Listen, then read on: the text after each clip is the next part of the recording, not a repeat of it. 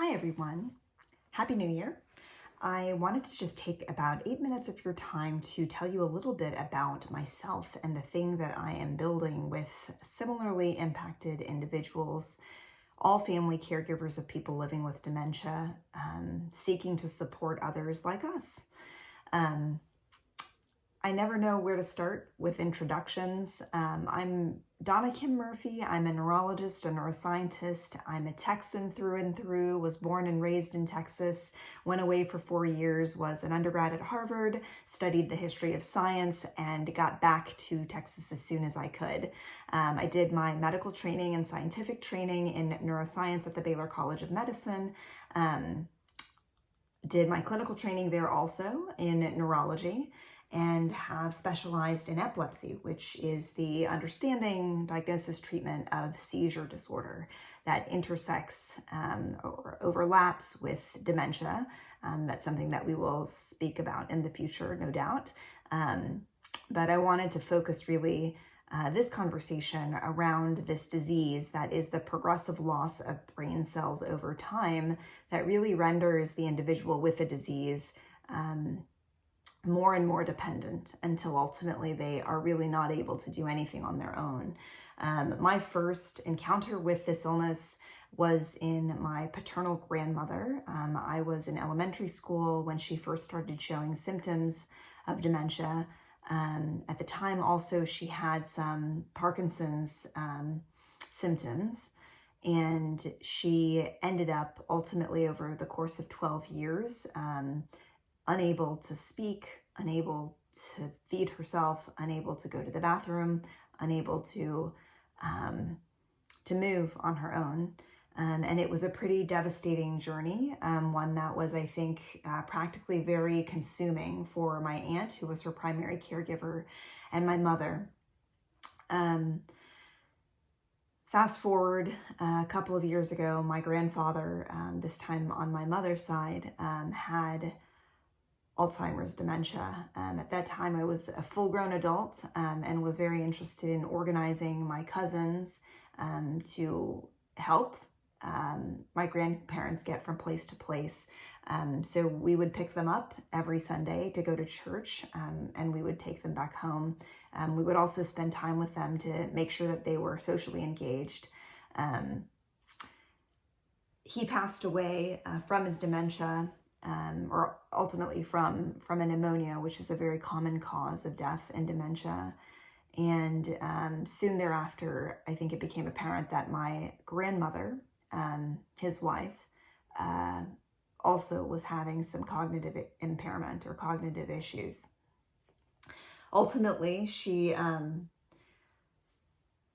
was resigned to go live with my mother. She resisted for 4 years or so, but sometime during the pandemic, actually immediately after my mother and my father retired, my mother became the primary caregiver to her mom, which was not easy and is not easy. That she is fortunate to have many siblings now who are supporting her in a number of ways. I live close by, and where I can be helpful, I am also there. There was an incident earlier this year where I was actually ironically on my way to give a talk to other neurologists about caregiving in dementia and supporting caregivers of people living with dementia, when I received a text upon landing in Austin that my mother was on her way to the hospital. It's so common, unfortunately, way too common for caregivers of people living with this disease to neglect their own health. I think per the script, my mom ended up in the hospital, and then we had to ensure that my grandmother would be okay. It wasn't clear how long she would be there. She only ended up being in the hospital for a day and a half, 2 days. That night, I actually spent in her room, in the master bedroom in my parents' house. My mom had shared this story many times about how my grandmother would come into her room in the middle of the night, my mother's room, and she would open up her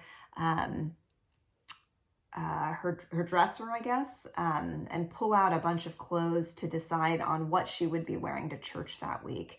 Then she would model these clothes in front of a wall of mirrors. When my mother would tell me this story, it would always make me laugh, and it was so endearing to me. It never really occurred to me that this was something that was happening regularly and in the middle of the night, and that that's not so cute. That became abundantly obvious when I was the one that was sleeping in that room. And yeah, I don't know. That was a pretty significant scare, I think, for our family, because of the nature of the symptoms that my mom was experiencing that really required that she be seen at the hospital and that she stay there. So that's the third person I think I've mentioned who has dementia in my family. My father-in-law has advanced dementia, lives with my brother-in-law, and we try to visit about once a month at this point, now having both of our kids off at college, and a little bit more space to support. The last person that this disease has unfortunately touched in my extended family is my adoptive father, who lives in Ecuador. My sister and my brother-in-law, actually from that family, are part of the executive team for Prognosis. So we all, as impacted support caregivers or primary caregivers, transnational caregivers, as it were, are very much engaged in the work of caregiving in this disease. And that story, actually his story, the story of my family navigating his diagnosis and management of his symptoms, which have been particularly challenging, those are represented actually on our story library, which is a 400 plus story library from 11 different caregivers from a diversity of backgrounds in multiple languages, that really, I think, capture the lived experience with this disease, something that you won't see represented in quite this way anywhere else.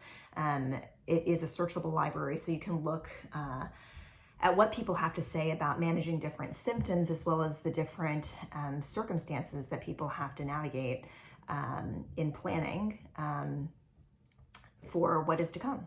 And yeah, his disease is specifically frontotemporal dementia, which is pretty distinct from people's general understanding of what dementia is. I think overall, people are familiar with Alzheimer's dementia, which is the most common kind of dementia, but that is quite different. That generally presents with short-term memory loss and maybe some mood, anxiety symptoms, some perceptual disturbances maybe. For frontotemporal dementia, it can be a pretty radical behavioral change. And the other variant that there is what you may have heard that Bruce Willis has, that being a problem with language, right? Like losing your ability to communicate through language. And his variety was actually one that impacted his behavior, so that his personality seemed to change pretty dramatically. The things that he was thinking and saying really was not congruent with who he was in many ways. And in some ways, it was maybe like an exacerbation of some of the aspects of his personality, which made it really kind of difficult to disentangle what was happening. So I wanted you to be invited, or I wanted to invite you rather, to check out all of these different kinds of resources that we have on our website, including that library. We have a screening and staging tool because the delay in diagnosis is so profound for some of our families who experience, medical discrimination or medical racism, a lack of access to culturally fluent or language specific counsel, care and community as well. And so we wanted to create the resources and the spaces where we are welcome.